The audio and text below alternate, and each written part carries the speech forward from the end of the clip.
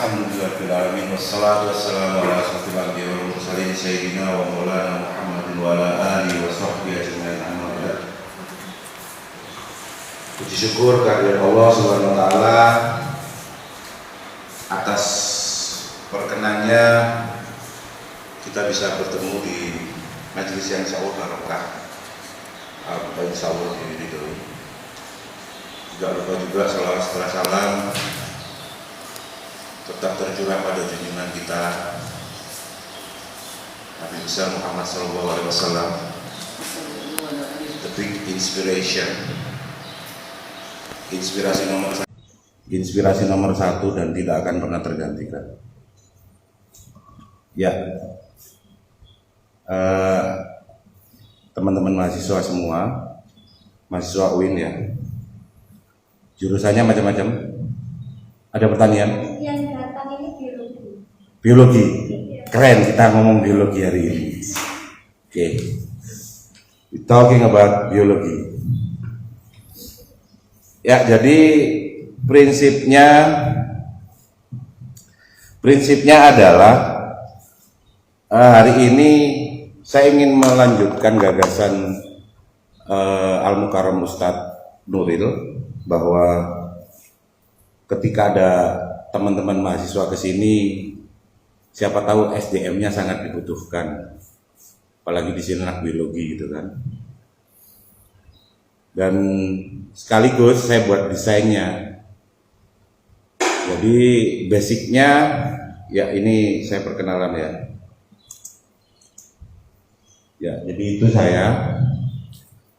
Kerjaan saya itu pemulung. Minimal sampai hari ini benar-benar nama pekerjaan saya adalah pemulung. Saya bisa menjadikan sampah itu menjadi nilainya ribuan kali lipat tanpa alat canggih, tanpa mesin canggih. Jadi zero waste. Jadi zero waste. Dan kenapa saya ngomong permaculture? Sebenarnya saya belajar permaculture itu malah dari alumninya UIN, malah dari kakak kelas kalian yang di alma mater. Itu beliau sekarang ada di Papua, namanya Mas Gagas atau biasa disebut Mbah Gimbal. Kalau ada yang di sini anak Mapala Tursina ya UIN ya, itu beliau salah satu orang lamanya dan saya tak kenal permaculture dari beliau. Dari esensinya sama antara yang saya lakukan selama ini 4 tahun terakhir ini. Jadi bagaimana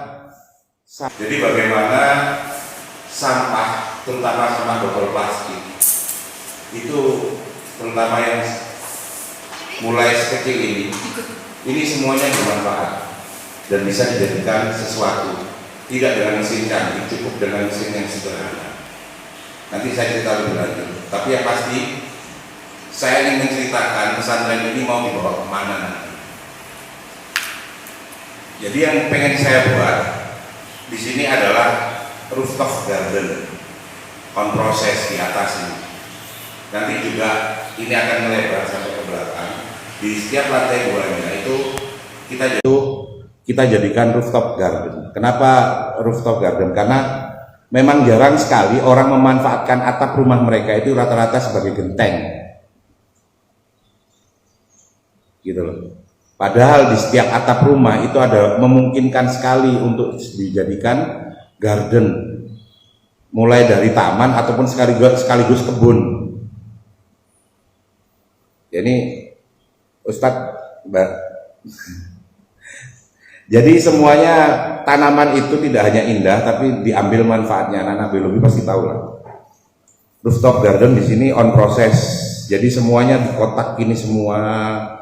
Jadi cornya tetap ada, tapi semua dibuatin kotaknya, dibuatkan sekat. Jadi indah juga menghasilkan. Ini siapa tahu nanti ada ide inovasi dari kalian. Saya cuma ngasih gagasan.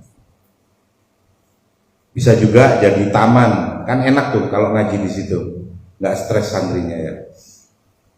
Nah, terus kemudian Jadi kita buat senyaman mungkin, itu semua di atap. Itu nyontoin apa? Karena di sini kita berada pesantrennya berada di Kota Malang. Jadi pesantren ini kan ada di Kota Malang, sehingga sangat butuh sekali menginspirasi warga Kota Malang agar atap rumahnya itu bisa dijadikan roof garden. Ini sudah ada lahannya, tinggal kalian mau bantu desain, mau bantu apa, monggo. Ini karena on proses. Saya butuh inovasi kalian nanti di sini. Ditata, oh ini tempat duduk-duduk, ini tempat nongkrong, tempat selfie. Bambunya kan lumayan kan, udah selfie, udah instagramable kan. Tinggal nanti gimana kalian ada ide-ide lain, silahkan. Jadi butuh desainnya plus eksekusinya. Oke. Anak biologi biasanya anak eksak, dan saya ngomongnya nggak panjang kali lebar, gitu. Terus kemudian yang ada di sini lebah madu dan kebun bunga. Cuman karena ada bangunan, terus ini agak kayak dianaktirikan bunganya ya, nggak kerawat ya. Nanti coba bagaimana supaya madunya supaya bunganya bisa berkembang lagi, dikasih tempat di roof gardennya, nanti sampai tata atau gimana. Semua pakai polybag karena memang supaya bisa di movable, jadi bisa dipindah kapanpun, kalau bosen bisa kayak gitu-gitulah. Yang ada di sini terus miniatur untuk edukasi, salah satunya aquaponik saya sudah buat. Tinggal kalau mau Anda bisa membuat yang lebih simpel lagi. Oh ini dari drum besi, coba buat dari drum plastik, terus kemudian dibuatkan rangka dari PVC gitu kan. Kalian mau berinovasi silahkan. Terus potnya daripada mahal pakai gelas, iya boleh berinovasi. Mau disolder sininya, pinggir-pinggir sini, terus dimasukkan kain atau flanel. Terus kemudian kan bisa ditumbuhin apa, kalian bikin semurah mungkin tapi semeriah mungkin, sebanyak mungkin. Nanti pihak pesantren siap, kalau kalian butuh bibit berapa kita siap. Bunganya yang ini, karena ini tahan terhadap matahari, apa kan kalian tahu. Sebenarnya biologi itu, guyonan saya, itu bisa menjawab masalah psikologi kalian semua. Bahkan untuk menjawab masalah psikologi, biologi itu bisa. Karena ilmu dari Allah itu linear. Salah satu ilmu itu bisa menyelesaikan ilmu lain yang mestinya nggak nyambung. Kalian selalu bermasalah dengan orang tua kalian nggak? Apalagi umur sekarang. Kalian merasa apapun yang aku lakukan yang dipuji adalah orang tua apa kalian yang dipuji? Ketika Anda masuk UIN, terus kuliah bisa yang dipuji siapa? Anaknya bapak itu. Itu sebenarnya itu masalah psikologi antara orang tua dan anak itu bisa diselesaikan dengan biologi. Tumbuhan untuk hidup butuh proses fotosintesis. Sehingga tumbuhan yang lebih kecil atau anak tumbuhannya terganggu nggak fotosintesisnya sama tumbuhan yang lebih dahulu tumbuh? Terganggu apa enggak? Terganggu. Supaya nggak terganggu gimana? Ada dua cara, yaitu tunggu aja tumbuhan yang lebih besar sampai tumbang dan mati. Tapi kan lama, sehingga dibutuhkan gimana? Tumbuh di tempat yang berbeda. Biologi bisa menyelesaikan masalah psikologi. Guyonan aja tapi itu serius ya. Terus kemudian di sini ada ulat maggot atau anakannya lalat ya. Pengurai aja. Pengurai, maggot itu pengurai.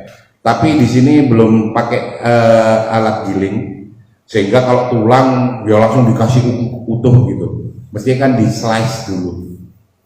Jadi sampah rumah tangga, dan itu yang saya harapkan kalian bisa mengedukasi perumahan sebelah. Saya tulis, bisa mengedukasi perumahan sebelah untuk dia memisahkan sampah-sampah bekas makan mereka. Indonesia ini sangar loh. Penduduk Indonesia 280 juta. Itu kalau satu orang setiap makan meninggalkan 4 butir nasi, berarti yang terbuang adalah 17 ton per sesi makan.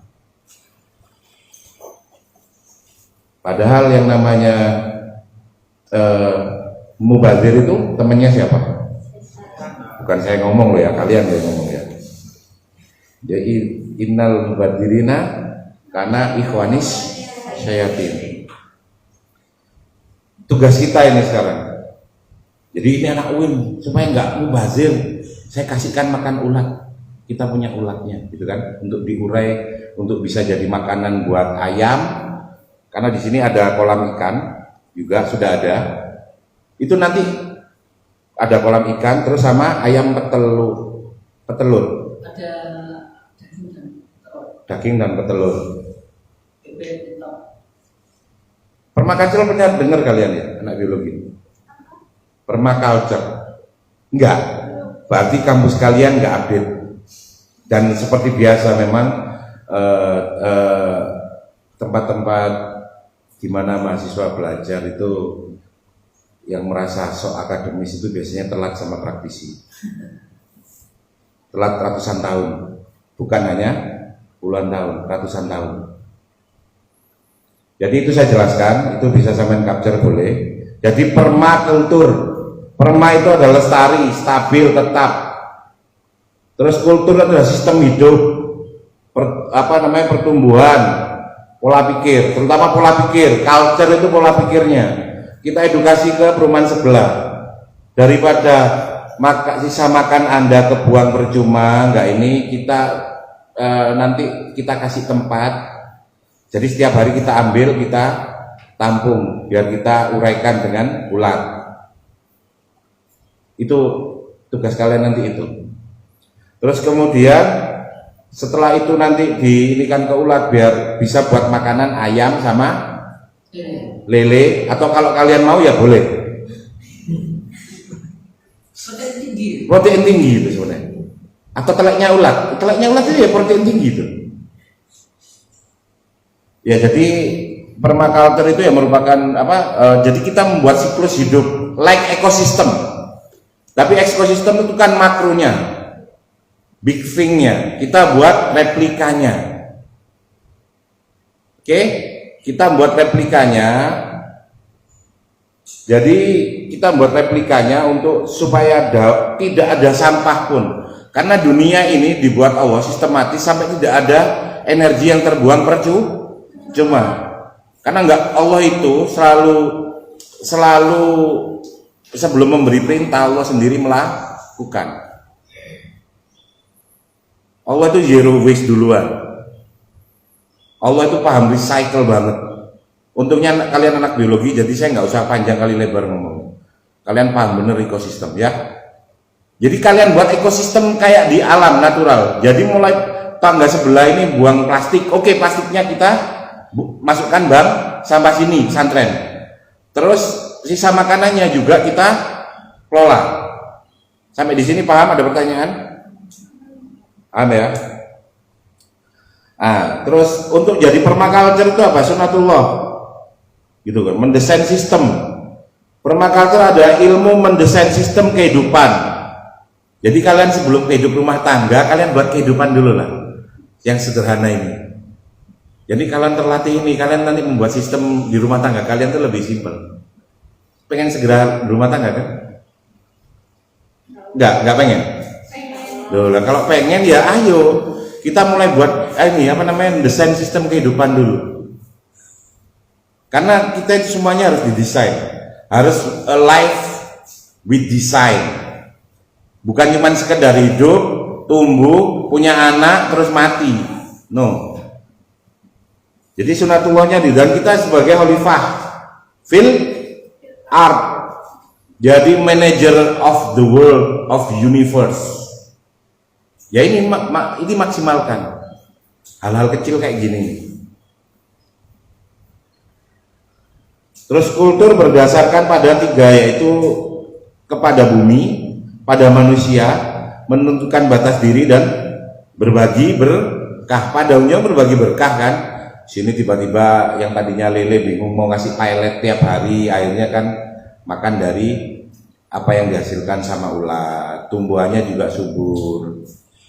Akhirnya nanti berujung pada manusia. Anda kan merasa bahwa sampahnya rumah tangga itu nggak ada harganya kan? Padahal itu sangat mahal. Ketika sedikit aja dikelop, kan yang makan ulat bukan sampean kan gitu kan? Jadi ulat. Kita buat siklus kehidupan. Nah, saya ngomong adab. Kalau bahasa pesantrennya adab. Budi pekerti, kepedulian, kasih sayang. Buat saya itu mentality. Mentalitas, ruang berpikir. Karena Anda bisa kapanpun belajar akhlak. Anda kapanpun bisa hafalan tentang hadis-hadis akhlak, tentang ayat-ayat yang berbicara tentang akhlak. Bahwa apa? Rasulullah uswatun hasanah, terus sebaik-baik. Kalian hafal semua tak jamin. Tapi sebenarnya bukan itu esensinya akhlak. Akhlak itu di mentalitas. Adab adalah bukan sekedar sopan santun. Adab merupakan etika yang adiluhum, kata gitu kan, membuahkan akhlak, budi pekerti. Sebenarnya itu semua pusatnya ada di mentalitas. Kalau dasarnya emang nggak punya akhlak, nggak punya mental bagus, janjian jam 8 ya datangnya jam 9, ya emang nggak punya akhlak, saya ngomong. Nggak punya mentalitas untuk itu. Nggak peduli kamu mau dari UIN, dari apapun, itu rata buat saya. Karena it's talking about mentality. Loh, saya dikasih kok Pak pelajaran akhlak. Saya hafal berapa hadis dan berapa ayat Quran. Nggak peduli. Life is talking definition. If you are make something wrong with your definition, until conclusion you are totally wrong. Hidup itu bicara definisi, dan ketika Anda salah mendefinisikan sesuatu sampai kesimpulan, sampai Anda mati, kesimpulannya kan kita semua mati ya, kita tetap salah besar. Khairun nas apal kono, apal. Jadi gitu ya. Itulah, itu teori lah. Semua adalah kebun. Jadi kalau di sistem ini, jadi seorang Billy Mollison itu mengatakan bahwa sawah Anda tidak memiliki masalah dengan keong mas. Biasanya kan kalau sawah itu ada keong masnya kan orang susah. Padahal kasih aja bebek kan beres. Salahnya kita kenapa nggak punya bebek kan gitu. Padahal sebenarnya disolusi malah. Bebeknya kan makan keong masnya. Bebeknya gede bertelur terus dia besar tumbuh, selesai kan. Sebenarnya nggak ada di alam itu masalah. Yang bermasalah kita.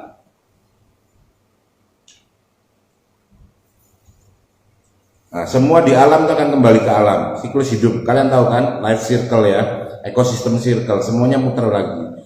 Dan itu saya harap kalian bisa membuat replikanya, duplikasi alam, duplikasi yang Anda pelajari di kampus, kemudian menjadikan itu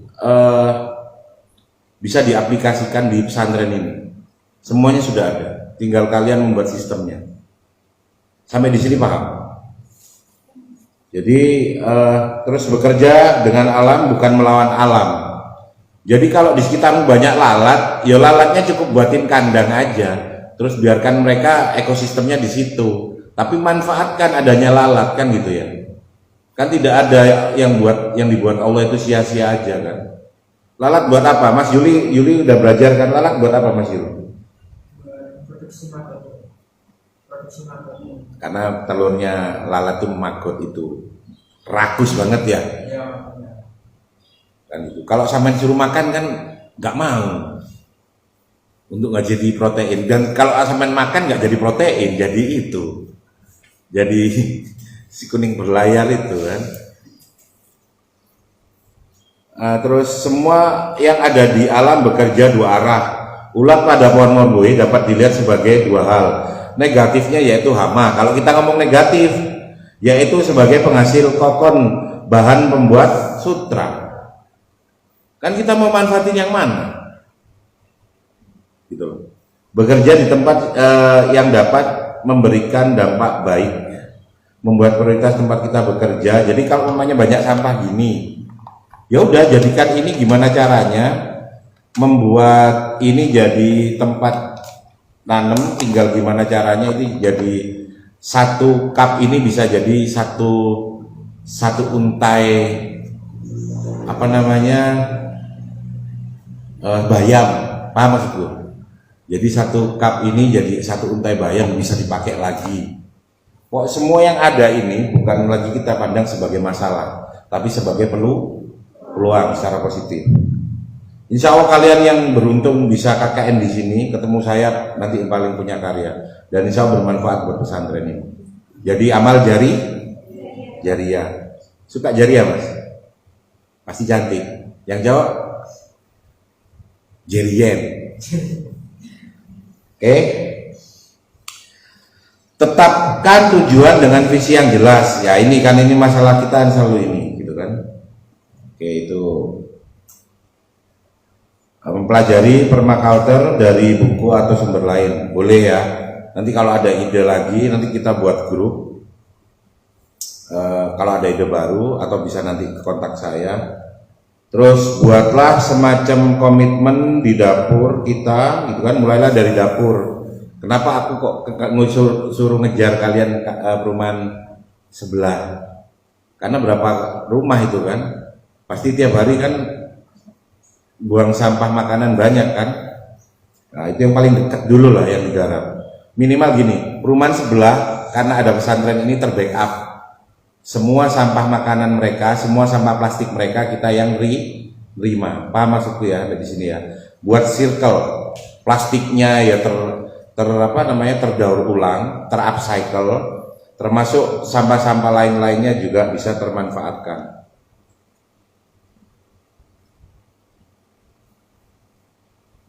Ya, nanti kita kasih edukasi kayak gini ya. Dan saya yakin Anda juga belum tahu itu. Jadi botol itu umurnya 450 tahun, 200 tahun, puntung rokok itu 5 tahun, filternya rokok itu, terus foam itu tidak terurai. Dan hebatnya di pesantren ini sudah memanfaatkan foam sebagai bahannya batu bata. Nah, ini bukti kalau plastik susah terurai. Jadi ini saya mulai cerita tentang yang sudah saya lakukan. Tadi kan makanan ya, makanan yang tadi di sini sudah ada barcode. Nanti kalian bisa lihat ada calon roof garden di atas, bisa kalian lihat, yang bisa kalian kelola, kalian desain biar buat nongkrong enak, terus menghasilkan tanaman gitu kan. Jadi itu, terus kemudian kan pasti ada pertanyaan, namanya anak kampus ya, apakah itu memungkinkan, apakah itu menghasilkan, terus hasilnya apa buat saya, keuntungannya apa buat saya, kan gitu kan. We are talking about vocation here, not talking only about theory. Sampai di sini deal, paham? Jadi ilmumu sekecil apapun, sederhana apapun, terapkan di sini. Makanya di sini sudah nggak usum lagi pakai mulutnya, tapi pakai pikiran, hati, dan tangannya. Aku nggak peduli IP-mu berapa di kampus. Buat aku pinter ala kampus, cuman ngafalin buku. Terus bisa ditulis lagi, ditulis ulang di lembar, that's good. Buat aku itu nggak menyelesaikan apapun. Paham ya sampai di sini ya? Jadi yang aku minta sekarang kalian, you be a good vocation person. Jadi tanganmu yang gerak, aktivitasmu, jangan berteori di sini. Oke, sampai di sini paham ya? Jadi ini aku ngasih contoh bahwa memungkinkan ketika saya menerapkan ini, yang beruntung pesantren ini aja, apa saya juga gitu. Kan itu ya. Tak buka. Jadi seperti yang kita tahu itu gambar sansik itu mulai zaman nenek kalian muda. Ternyata itu masih ditemukan di Teluk Jakarta, tidak terurai sama sekali. Satunya Sarimi 55 tahun Indonesia merdeka dan masih utuh. Berarti sampah kita kemana? Nggak terlife circle sama sekali. Nggak terdaur ulang, tapi baru disembunyiin sama alam sementara. Dipikir orang kalau dibuang di sungai, terus itu musnah. Enggak, itu pindah tempat.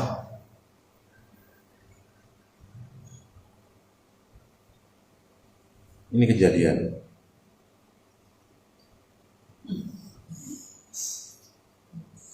Jadi airnya Pulang dari KKN ini ada sesuatu yang bisa ditinggalkan.